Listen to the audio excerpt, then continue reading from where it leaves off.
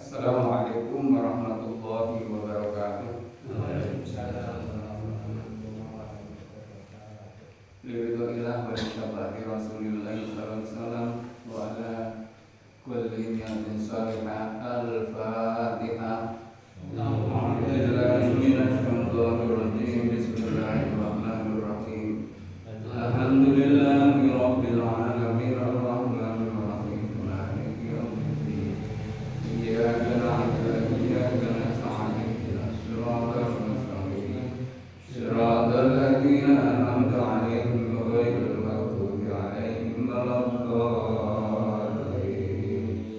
Rabbi ighfirli wa li walidayya wa lil mu'minina amin. Mari kita bersama-sama membaca doa sebelum belajar. Bismillahirrahmanirrahim. Raditu billahi rabba wa bil islami dina wa bi Muhammadin nabiyyan wa rasula. Rabbi zidni ilma warzuqni fahma. Rabbi shrah li sadri wa yassir li amri wahlul 'uqdatam min lisani yafqahu qawli. Amin. Bismillahirrahmanirrahim. Alhamdulillahirabbil alamin. Wa bihi nasta'inu ala umuri dunya waddin. Wassalatu wassalamu ala asyrafil anbiya'i wal mursalin sayyidina wa maulana Muhammadin wa ala alihi wa ashabihi wa man tabi'ahum bi ihsanin ila yaumiddin. Subhanaka la ilma lana illa ma 'allamtana innaka antas samiul alim. Bapak Ibu jamaah salat subuh mushola An-Nur yang dirahmati Allah Subhanahu wa taala, puji syukur alhamdulillah kita panjatkan atas limpahan rahmat, nikmat, taufik, hidayah dan inayahnya sehingga pada pagi hari ini kita bisa bersama-sama menunaikan sholat subuh secara berjamaah dilanjutkan dengan kajian Ahad pagi. Sholawat dan salam mudah-mudahan Allah curahkan untuk baginda Rasulullah sallallahu alaihi wasallam yang kita nantikan syafaatnya kelak di hari kiamat. Bapak Ibu yang dirahmati Allah Subhanahu wa taala, kita melanjutkan kajian tentang air ya. Masih ada dua yang perlu dibahas. Air sisa bersuci pria atau seorang suami dan wanita atau seorang istri. Para ulama ahli fikih berbeda dalam 5 pendapat tentang hukum air sisa bersuci ini. Sebagian mereka berpendapat air bekas bersuci atau taharah itu suci secara mutlak. Inilah pendapat Imam Malik, ya Imam Malik. Kalau Imam Syafi'i dan Hanafi, ya Imam Malik, Syafi'i dan Hanafi. Sebagian berpendapat seorang lelaki tidak boleh bersuci dengan menggunakan sisa air bekas sucian seorang wanita. Tetapi seorang wanita boleh bersuci menggunakan air bekas cucian lelaki. Sebagian berpendapat lagi, seorang lelaki boleh bersuci dengan air sisa wanita dengan syarat wanita tidak sedang dalam keadaan janabah atau haid. Sebagian lagi berpendapat seorang lelaki atau seorang wanita tidak boleh bersuci menggunakan air sisa masing-masing kecuali keduanya bersuci secara bersama-sama. Nah ini kalau gantian tidak boleh, tapi kalau bersama-sama boleh. Dan sebagian lagi berpendapat seorang lelaki dan wanita tidak boleh bersuci menggunakan air sisa masing-masing walaupun memulai bersucinya bersamaan. Yang terakhir ini menurut madhab Ahmad bin Hanbal atau madhab Hambali. Pangkal perbedaan pendapat mereka ini berpulang pada perbedaan mereka dalam memahami 4 hadis sebagai berikut. Yang pertama, Rasulullah SAW menyampaikan hadis seperti ini, anna nabiyya alaihi salatu wassalam kana yaghtasilu minal jinabah wa azwajihi min ina'in wahidin.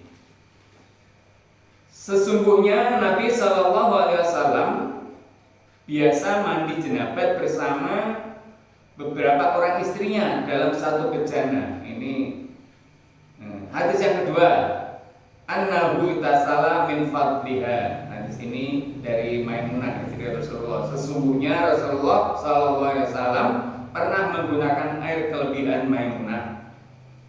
Ketiga, hadis Al-Hakam Al-Ghifari, sesungguhnya Nabi Shallallahu Alaihi Wasallam melarang seorang laki-laki berwudu dengan menggunakan air sisa wanita. Dan hadis yang keempat dari Abdullah bin Sadis, nah Rasulullah Shallallahu Alaihi Wasallam an yaghtasila rajulu bi fadlil mar'ah wal mar'atu bi fadlir rajuli walakin yasra'ani ma'an. Rasulullah SAW melarang seorang suami mandi menggunakan air sisa istrinya dan melarang seorang istri mandi menggunakan air sisa suaminya, tetapi hendaknya mereka bersuci bersama-sama. Dalam hal ini ada beberapa hadis yang ada pertentangan, seakan ada pertentangan. Dalam menakwili keempat hadis tadi, para ulama terbagi menjadi dua kelompok. Kelompok pertama dengan menggunakan pendekatan tarjih atau pengunggulan, dan kedua dengan menggunakan penyatuan atau pendekatan jam'u dan tarjih. Ulama yang mengunggulkan hadis pertama terhadap hadis-hadis yang lain menyatakan bahwa semua kelebihan air bersuci dalam proses bagaimanapun hukumnya tetap suci. Hal itu karena beberapa alasan. Pertama, kesohihan hadis ini telah disepakati oleh para ulama ahli hadis. Dan yang kedua, menurutnya tidak ada bedanya antara suami istri mandi bersama atau mandi sendiri-sendiri dengan menggunakan sisa air pasangannya, karena yang satu pasti menggunakan air sisa yang lain. Ketiga, kesohihan hadis pertama dan hadis kedua lebih kuat daripada kesohihan hadis ketiga. Bapak Ibu yang dirahmati Allah Subhanahu Wa Taala, jadi ada perbedaan. Tapi kalau saat ini insya Allah air masih berlimpah ya di lingkungan kita, yang tidak menggunakan air sisa-sisa tentunya. Jadi cukuplah mungkin kamar mandinya yang gantian. Tapi kalau air sisa tidak digunakan lagi. Tapi memang dulu zaman Rasulullah SAW air agak susah. Mungkin beberapa tahun ke depan di Indonesia kalau kesusahan air, kesulitan air, kekurangan air, ya bisa jadi praktek yang ada pada zaman Rasulullah akan kita terapkan, ya, karena diprediksi beberapa tahun yang akan datang, mungkin tahun 2050 Indonesia susah air, karena airnya kemarin sudah digelontorkan terus. Tapi ya ini kita belajar ini dulu Pak. Sekarang kan sudah banyak air. Kenapa kita belajar tentang penggunaan air bekas-bekas? Ya ini ya pertama sebagai ilmu pengetahuan. Yang kedua, ketika memang betul-betul kita menemukan zaman seperti itu yang susah dengan air, kita bisa mempraktekannya. Para ulama lebih mengubah hadis-hadis Al-Ghifari tadi. Pertama, ini seorang suami boleh bersuci bersama dengan istrinya yang diambil dari air satu bejana. Yang kedua, seorang suami tidak boleh bersuci dari sisa cucian istrinya. Yang ketiga, seorang istri boleh bersuci dan dari sisa cucian suaminya. Nah, ini monggo. Tapi kalau saat ini insya Allah tidak seperti itu ya. Mudah-mudahan Indonesia makmur tentang airnya. Bahkan diprediksi Semarang akan tenggelam gitu kan, maka berarti air akan semakin banyak gitu. Tapi karena ada prediksi air bersih akan berkurang.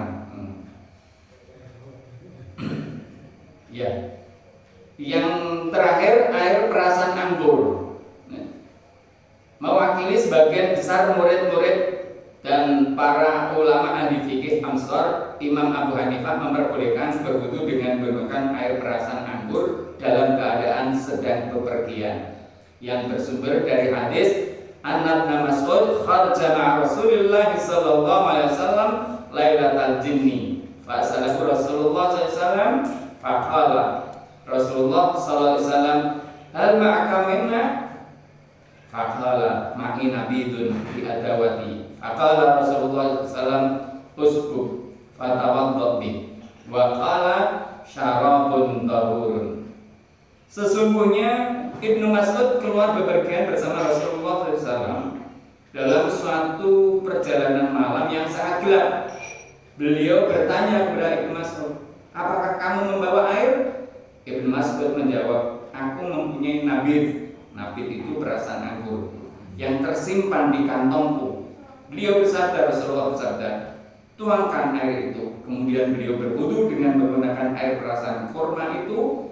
Selanjutnya beliau bersabda, nabid itu dapat dibuat minum dan bersuci. Nah, cuman ini ada sangkalan lagi. Dalam hadis Ar-Rafi berkata, budak yang diminum oleh Umar dari Ibnu Mas'ud juga senada dengannya. Di dalamnya disebutkan Rasulullah SAW, anggur adalah buah yang sangat bagus dan airnya bisa menyucikan.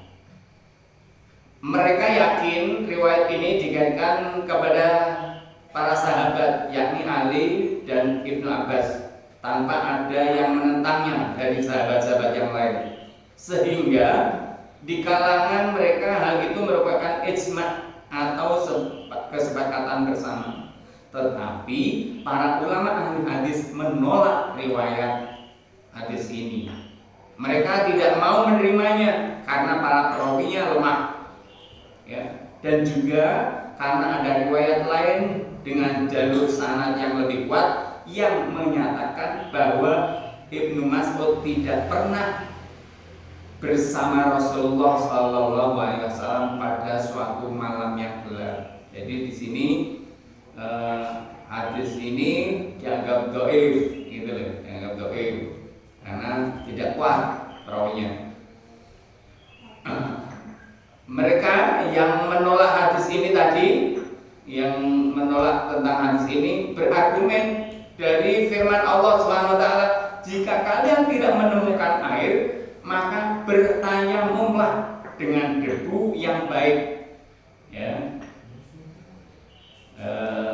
Jika bepergian tidak bertemu dengan air, maka kita disuruh bertayamum, ya. Saat bepergian, ya, banyak kayak kita perjalanan berangkat haji di pesawat itu kan, ya, itu kan pakai tayamum, tidak wudu di pesawat, walaupun di situ ada air minum, ya, ada air minum di botol-botol itu bisa saja.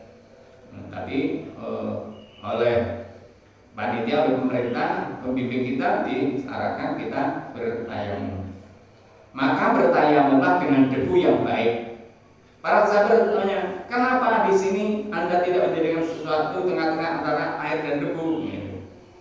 Jadi di sini tadi ada perbedaan tentang penggunaan air anggur. Walaupun anggur itu suci baik, tapi kalau menurut riwayat Ibnu Mas'ud tadi, hadis yang diriwayatkan Ibnu Mas'ud adalah lemah. Jadi kita menggunakan yang tayamum saja. Ya, kalau airnya itu untuk minum saja, bukan untuk berwudu, karena bisa diganti dengan debu sebagai pengganti air dalam mensucikan. Karena debu itu bisa untuk tayamum saat kita ingin berwudu atau jinabat. Jadi Pak, bagaimana tata cara ini nanti ada pembahasan sebenarnya sih, tata cara bertayamum kena guling-guling di debu, ya gitu kan. Wah, berarti nanti rambutnya kan semua sama. Jadi tayamum itu baik untuk berwudu akan sholat maupun ingin membersihkan hadas besar. Itu caranya sama, tidak harus menggebyur melumuri debu dari ujung rambut sampai ujung kaki, tidak seperti itu. Bapak Ibu yang dirahmati Allah Subhanahu wa taala, kita melanjutkan hal-hal yang membatalkan wudu, nawaqidul wudu. Dari firman ini Allah Subhanahu wa taala, dasarnya ini au jaa ahadum minkum minal ghaiti aw lamastumun nisa. Ini kemarin sebuah pertanyaan dari khusus ini ya, ini sekaligus mempertegas menjelaskan. Kemarin sudah dijawab, tapi ini ada yang hal-hal yang membatalkan wudu. Atau datang dari tempat buang air, atau kamu telah menyentuh perempuan kemudian kamu tidak mendapatkan air. Dan sabda Rasulullah SAW, la yaqbalullahu sholatan man ahdasa hatta yatawaddoa. Allah tidak berkenan menerima salat orang yang dalam keadaan hadas sebelum ia berwudu. Para ulama sepakat bahwa yang membatalkan wudu adalah buang air kecil, buang air besar, keluar angin atau kentut, keluar madhi, dan keluar wadi jika proses keluarnya normal. Madhi tahu madhi, Pak? Madhi, wadi, ya, madhi itu cairan yang keluar sebelum keluarnya sperma, ya, madhi, ya. Jadi itu sifatnya najis, tapi kalau mani tidak najis, sperma itu, ya, tidak membatalkan wudu, tapi mewajibkan untuk mandi di jiraban, ya, mandi. Kalau wadi itu ya hanya cairan kental yang keluar setelah buang air kecil. Nah, ini termasuk najis yang harus dibersihkan, dan itu tidak mewajibkan untuk mandi janabah. Dalam bahasan ini ada 7 masalah yang diperselisihkan oleh para ulama. Ya. Pertama, batalnya wudu yang disebabkan keluarnya sesuatu dari dalam tubuh. Para ulama Amsar berbeda pendapat tentang batalnya wudu yang disebabkan keluarnya sesuatu dari dalam tubuh. Dalam masalah ini ada 3 pendapat. Ada yang berpendapat bahwa yang menjadi ukuran batalnya wudu adalah segala sesuatu yang keluar dari tubuh, terlepas dari mana dan bagaimana proses keluarnya. Inilah pendapat Imam Abu Hanifah. Berikut murid-muridnya As-Sauri, Imam Ahmad, dan sebagian sahabat. Dasar pendapat ini ialah bahwa setiap najis yang keluar dan mengalir dari dalam tubuh seperti darah yang keluar dari hidung atau mimisan, darah bekam, muntah-muntah, dan lain sebagainya bisa membatalkan wudu. Nah, ini menurut Imam Abu Hanifah dan murid-muridnya. Tetapi kalau dahak atau lendir sampai memenuhi mulut, menurut Abu Yusuf, salah satu imam Abu Hanifah, hal itu membatalkan wudu. Keluar darah sedikit tidak termasuk yang membatalkan kecuali pendapat Mujahid. Ya, ini juga ada beda pendapat juga dalam hal ini. Keluar darah baik dari bagian yang mana? Nah, ini mungkin kena duri atau terkena jilat atau saat bekam atau apa, nah itu kan, nah, ini juga ada berbeda. Ada yang berpendapat bahwa yang menjadi ukuran adalah tempat keluarnya, yakni kubul, lubang kemaluan, dan dubur, lubang anus. Nah, jadi setiap sesuatu yang biasa keluar dari 2 lubang tersebut, seperti darah, kerikil, lendir, dan lain-lainnya, baik lewat proses yang normal atau karena penyakit, maka bisa membatalkan wudu. Ini pendapat yang kedua, keluarnya sesuatu dari anggota tubuh yang dimaksud adalah dari kubul dan dubur. Kalau tadi menurut Imam Abu Hanifah, dari mana saja yang pokoknya barang itu keluar dari anggota tubuh kita. Mungkin kena silet tangan kita keluar darah, itu bisa membatalkan wudu. Ini menurut Imam Abu Hanifah. Tapi yang lain tadi yang berpendapat ya sesuatu itu keluar dari ini kubul dan dubur. Ada batu, lupa kalau ada batu, iya. Orang kencing batu itu kan ada kelotak gitu itu, yaitu membatalkan wudu kayak gitu. Ya. Di antara ulama yang berpendapat seperti tadi ialah Imam Syafi'i berikut murid-muridnya dan Muhammad bin Abdul Hakam, salah satu murid Imam Malik.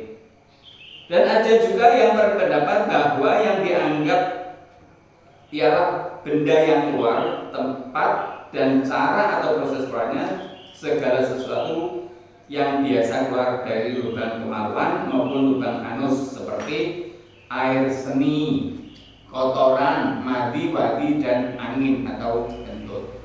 Itu kalau proses keluarnya normal dan sehat, maka semua itu dapat membatalkan wudu.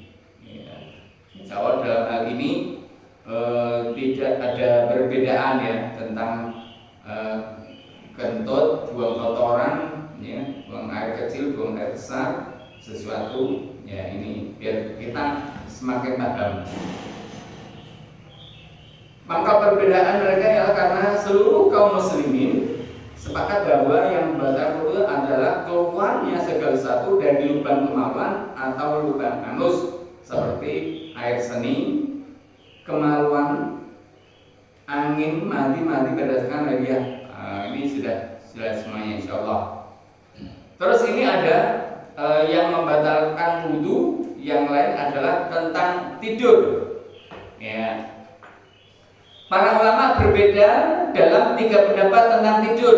Apakah tidur saya ini nanti membatalkan wudu atau tidak? Sebagian mereka mengatakan bahwa tidur termasuk yang membatalkan wudu. Oleh sebab itu, menurut mereka seseorang yang tidur atau tertidur, baik nyenyak atau tidak, ia wajib berwudu. Maksudnya sebelum melakukan sholat. Sebagian lagi mengatakan bahwa tidur bukan yang menyebabkan hadas. Oleh sebab itu, menurut mereka seseorang yang tidur tidak wajib wudu kecuali ia yakin ketika tidur ia menanggung hadas. Jika ragu, ia harus berusaha mencari pastian yang meyakinkan untuk menentukan batal atau tidak wudunya tadi. Jadi nanti ada tidur yang seperti apa yang wajib melakukan wudu lagi, atau hanya tidur biasa, atau biasanya orang Jumatan tuh yang kalau khotibnya ini biasanya banyak jamaah yang ngantuk-ngantuk itu, apalagi setelah makan siang. Seakan-akan sholat Jumat, khotbah Jumat itu untuk meninabuhkan jamaah seperti itu, dengan perutnya mendengarkan khotbahnya yang mendayu-dayu, ya, banyak yang terlelap kayak gitu. Nah, kalau tadi mengatakan bahwa itu harus wudu, ya banyak jamaah yang tidak sah misalnya, ya, karena pada tidur sambil duduk. Nah, ini nanti ada penjelasan.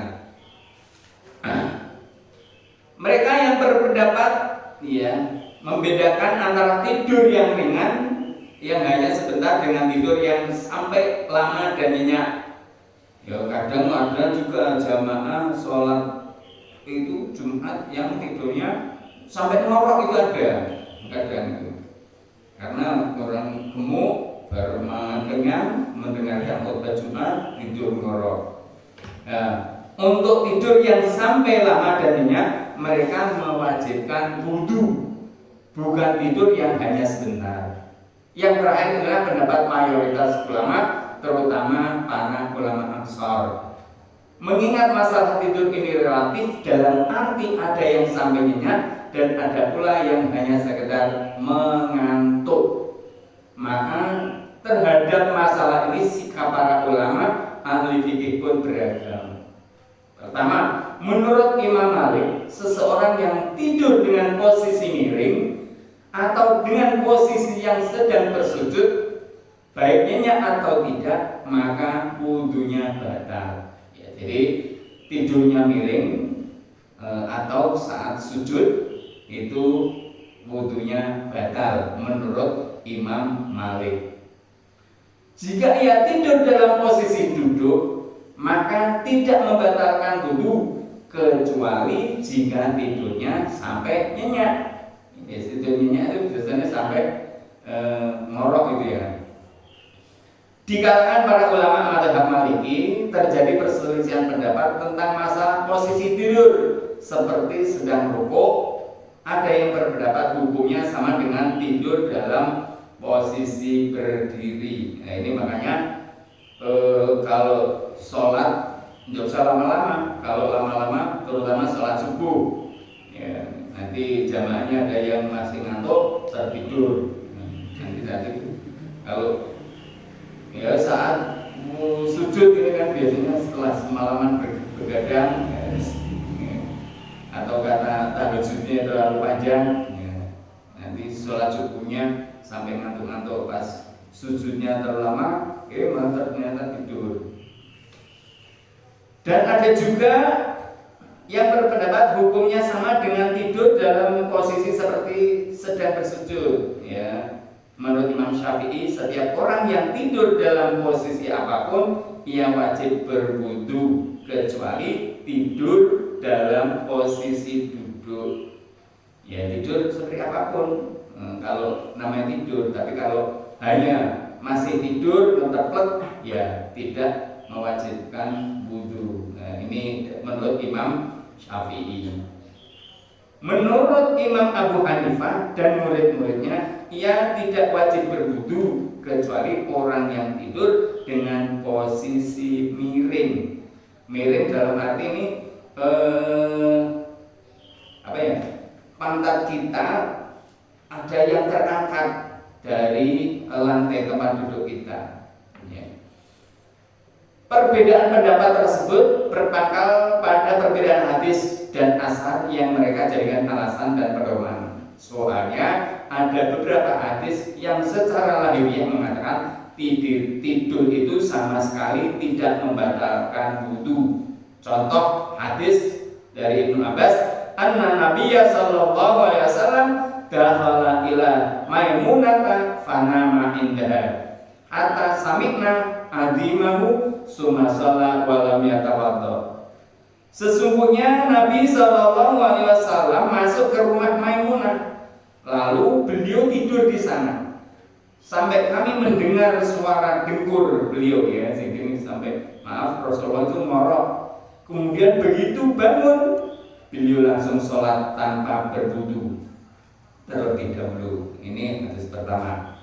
Hadis yang kedua, idza na'isa ahadukum fi sholati falyaqut hatta yadhhaba anhu naumu fa innahu la'allahu yadhhabu ayyastaghfira rabbuhu fayasubbu nafsahu.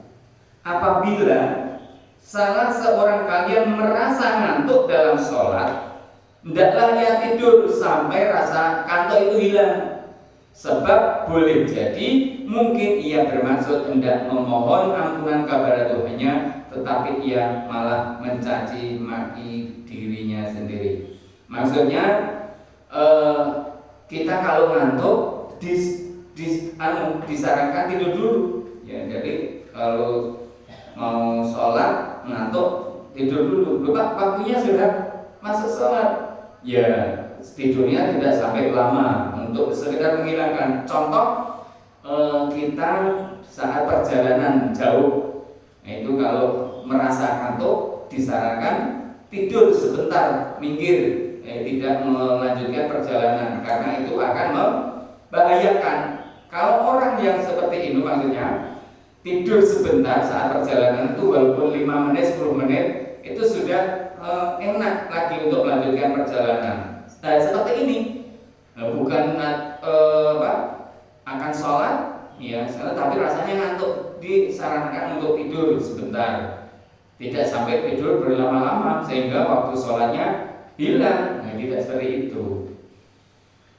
Ada juga riwayat yang mengatakan anna ashaban Nabi sallallahu alaihi wasallam kanu yanamuna fil masjid hatta tughfita ru'usuhum summa yusalluna wa la yatawaddaun. Sesungguhnya beberapa sahabat Nabi sallallahu alaihi wasallam sedang tertidur di masjid sehingga kepala mereka menunduk. Begitu bangun mereka langsung sholat tanpa berwudu terlebih dahulu. Jadi saya sampaikan ya, orang ngantuk, orang tidur sampai kepalanya menunduk, kalau tidak sampai mengangkat pantat ini tidak menyebabkan batalnya wudu. Tapi kalau sampai pantat ini terangkat ya atau miring, di situ ketika mau sholat harus wudu terlebih dahulu. Jadi kalau sholat kan ada orang yang bisa tidur matang walaupun bungkuk kayak gini, di situ tidak sampai membatalkan wudu. Semua itu adalah hadis-hadis yang telah ditetapkan dan diakui kesohihannya. Tetapi juga ada beberapa hadis lain yang secara layak menjelaskan bahwa tidur itu menimbulkan hadas. Di sini ada penulis jelaskan dua hadis. Kunna fi safarin fa'mirna alla yanzi'a khifafana salasata ayyam wa layalihunna illa min janabatin walakin min baulin aw naumin aw ghaibin salasata ayyam bi layalihinna min ghaibin wa baulin wa naumin illa min janabatin. Kami sedang bepergian bersama Nabi Sallallahu Alaihi Wasallam. Beliau melarang kami melepas khuf. Kami melepas khuf, sepatu boot dari kulit karena buang air besar, buang air kecil dan tidur. Dan beliau menyuruh kami melepasnya karena janabat. Dalam hadis ini beliau menyamakan alasan buang air besar, air kecil dan tidur. Ya. Tidak perlu dilepas saat ya musim dingin, itu saat ini ya.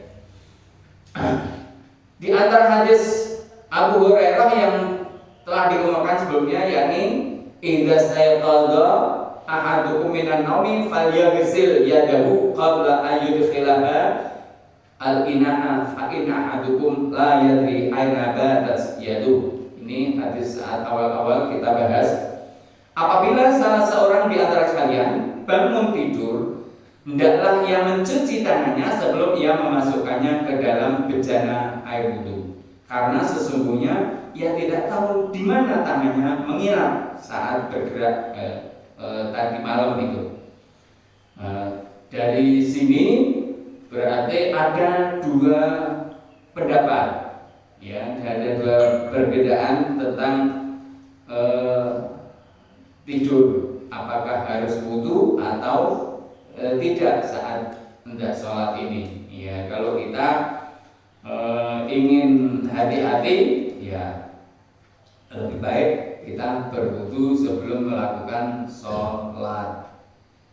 Nah, ini juga ada innamal wudu alaman nama muddojian. Wudu hanya wajib bagi orang yang tidur miring. Ya. Hadis ini sahih yang diriwayatkan oleh Umar, ya sahih.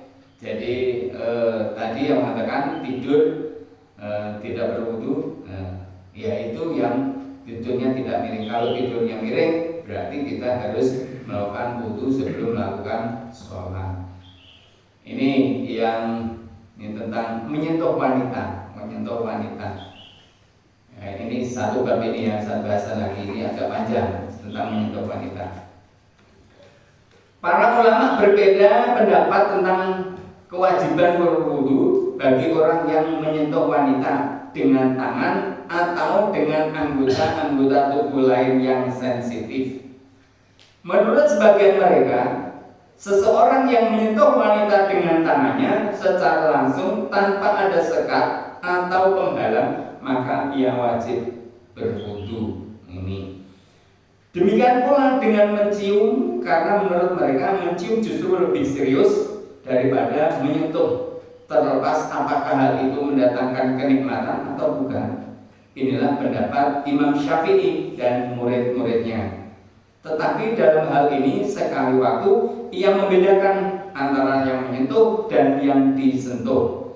Menurutnya yang wajib berwudu adalah yang menyentuh, bukan yang disentuh.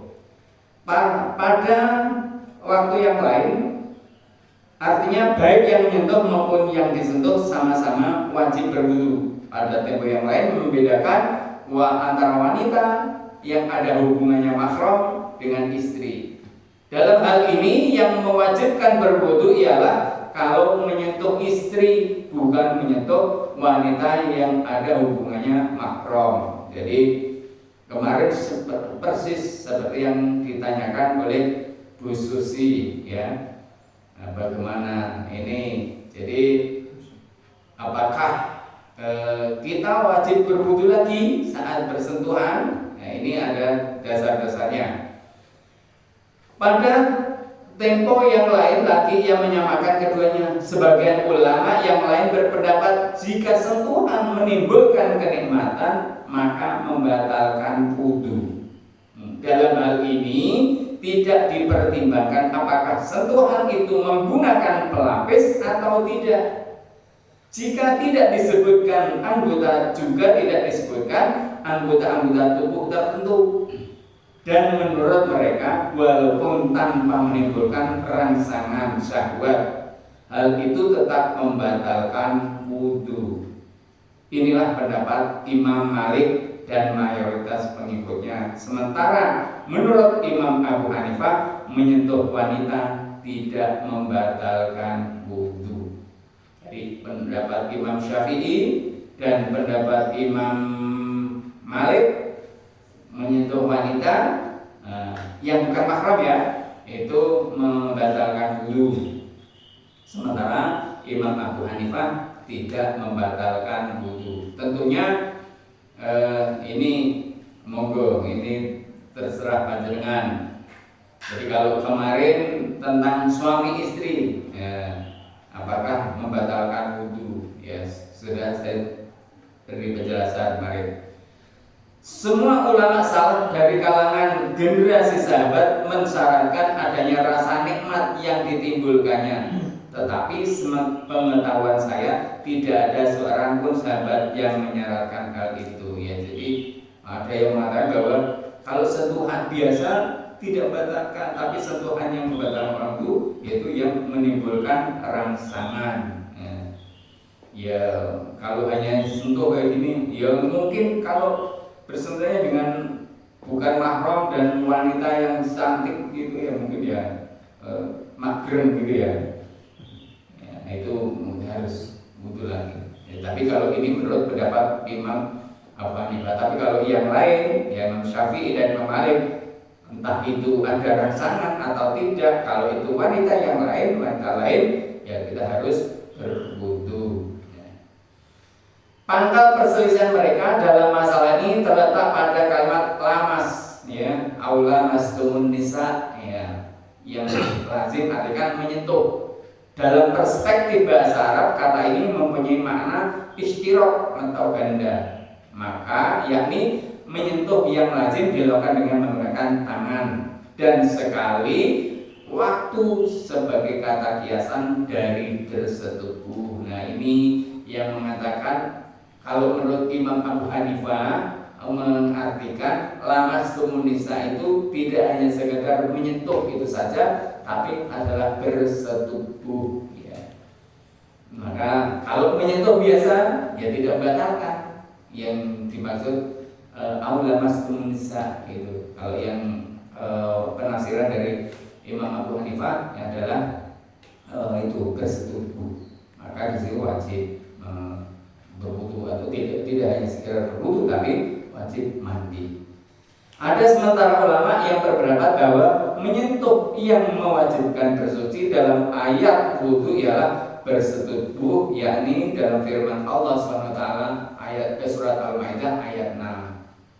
Ulama Nisa itu ya ayatnya ya. Tetapi sebagian ulama yang lain berpendapat bahwa yang dimaksud dalam ayat tersebut ialah menyentuh dengan tangan. Pendapat ini menggunakan kata umum yang dimaksud khusus. Ya, di awal-awal sudah saya sampaikan umum yang dimaksud khusus, umum yang dimaksud umum, khusus yang dimaksud umum, ya, khusus yang dimaksud khusus. Itu sudah pernah saya sampaikan di pembukaan kitab ini. Jadi mereka mensyaratkan adanya rasa nikmat, tetapi di antara para ulama juga ada yang berpendapat bahwa hal itu adalah menggunakan kalimat umum yang juga dimaksudkan umum, sehingga tidak perlu ada syarat rasa nikmat segala. Jadi kalau ya bersentuhan ya kayak gitu. Ulama yang mengharuskan adanya syarat kenikmatan bertentangan dengan keumuman ayat. Hal ini juga diperjelas dalam hadis anna Nabiyya sallallahu alaihi wasallam kana yalmasu Aisyah inda sujudin biyadihi wa rubbama lamasathu. Nah, ini ada hadis saat Rasulullah sujud itu sampai menyentuh Aisyah. Rasulullah begini, sesungguhnya Nabi SAW pernah menyentuh Aisyah dengan tangan ketika beliau sedang bersujud. Mungkin Aisyah juga menyentuh beliau. Para ulama ahli fikih yang cenderung kepada hadis ini juga mengemukakan hadis yang lain yang diriwayatkan dari Ubaid bin Sabit annahu qabbala ba'du nisa'i summa kharaja ila salati wa lam yatawadda faqultu man hiya illa anta fadhaqika. Ini ceritanya Aisyah tersenyum-senyum nanti. Sesungguhnya beliau mencium salah seorang istrinya, lalu beliau keluar untuk sholat tanpa berwudu terlebih dahulu. Saya berkata, istri Nabi itu Anda kan? Aisyah tersenyum. Ya ini. Jadi Rasul dan kisahnya kan Rasulullah akan keluar untuk sholat, pamitan dengan istrinya yang cantik Aisyah, dicium keningnya Rasulullah yang guyu-guyu. Dan Rasulullah pada waktu itu tidak wudu lagi saat mau sholat. Ya.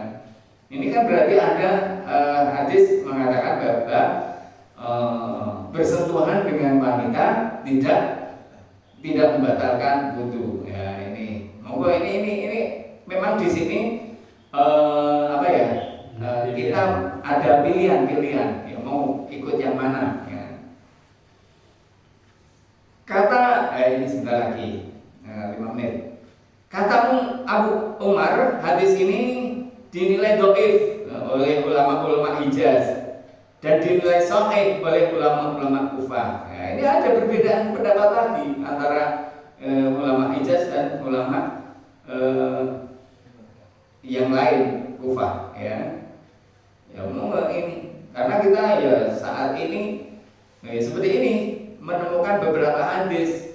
Ya, karena kita bukan termasuk ahli hadis yang meneliti sahih atau dhaif. Hadisnya seperti ini ya. Kalau kita mantapnya wudu ya wudu, kalau enggak mantap ya enggak maksudnya enggak perlu wudu ya enggak perlu wudu kayak gitu. Abu Umar bin Abdul Bar berkata, hadis ini juga diriwayatkan dari jalur sanad Ma'bad bin Nabadah. Dan kata Imam Syafi'i, kalau hadis ini Ma'bad tentang mencium ini sahih, maka penulis berpendapat bahwa menyentuh wanita tidak membatalkan wudu. Nah, menyentuh wanita tidak membatalkan. Ini menurut penulis ya. Ulama-ulama yang berpendapat menyentuh wanita membatalkan wudu, mereka memakan argumen bahwa secara hakiki kata lamas ialah menyentuh dengan tangan. dengan secara majazi bisa diartikan bersetubuh. Jika sebuah kata berada di antara arti hakikat dan majaz, sebaiknya ditarik kepada arti hakikat sampai ada dalil yang menunjukkan atas kemajazannya. Majaz itu kayak majaz itu persamaan. Jadi kayak gini loh, mendung berjalan beriringan, kayak gitu. Itu majaz, ya. Kata-kata seperti itu dalam bahasa Indonesia apa? Sinonim. Ya, ada mendung berjalan beriringan, padahal mendung kan dia kena angin, kayak gitu. Tetapi ulama-ulama yang lain berpendapat jika sebuah kata sering dipakai untuk arti majaz, maka itulah yang lebih kuat untuk diberlakukan daripada arti hakikat. Contohnya seperti kata al-ghaid, artinya al-ghaid itu arti aslinya adalah duduk berjongkok di atas tanah. Tapi sekarang diartikan apa? Baul, buang air besar itu kan jongkok itu. Tapi yang lebih banyak digunakan dalam arti majaz yakni buang air besar. Ini menurut penulis kata lamas walaupun mengandung dua arti yakni menyentuh dan bersetuju, namun memiliki argumentasi yang sama atau hampir sama yang berarti berhubungan intim walaupun menggunakan arti majaz. Soalnya untuk arti bersetubuh Allah Ta'ala memberikan kinayah sindiran dengan kalimat mubasyarah atau saling bersentuhan dan lamas atau menyentuh.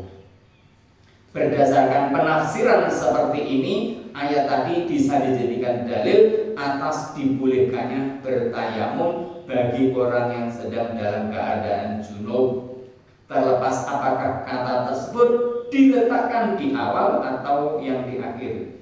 Insya Allah penjelasan ini akan dikemukakan secara detail dalam bab tayamum, nanti akan dibahas lagi. Dengan pemahaman seperti ini tidak ada kesan pertentangan antara ayat Al-Quran dengan hadis. Para ulama yang memahami kata lamas dengan dua makna sekaligus tidak dapat diterima, sebab jika orang Arab berbicara dengan isim atau benda yang memiliki makna ganda, maka yang mereka maksud hanya satu makna saja di antara makna-makna yang lain, bukan sama. Jadi tadi dasar-dasarnya sudah disampaikan tentang menyentuh wanita membatalkan atau tidak. Monggo ini kita tidak perlu jadi perbedaan sebagai hasanah keilmuan kita, ya. Jadi kita semakin mengerti, semakin memahami, tidak mudah saling menyalahkan antara satu dengan yang lain. Mungkin itu pembahasan pada pagi hari ini. Nanti di pertemuan yang akan datang akan ada bahasan yang lain, yakni menyentuh kemaluan dan lain-lain, ya. Ini karena ya sesuatu yang seperti ini yang kita perlu tahu, ya. Mungkin yang sudah tahu dia tambah tahu, tambah ngerti. Demikian Bapak Ibu jamaah sekalian, untuk kajian pada pagi hari ini. Sebelum ditutup, jika ada pertanyaan tanya jawab kita lanjutkan setelah ini. Kita akhiri dengan doa kafaratul majlis. Subhanakallahumma wa bihamdika asyhadu an la ilaha illa anta astaghfiruka wa atubu ilaik. Assalamualaikum warahmatullahi wabarakatuh.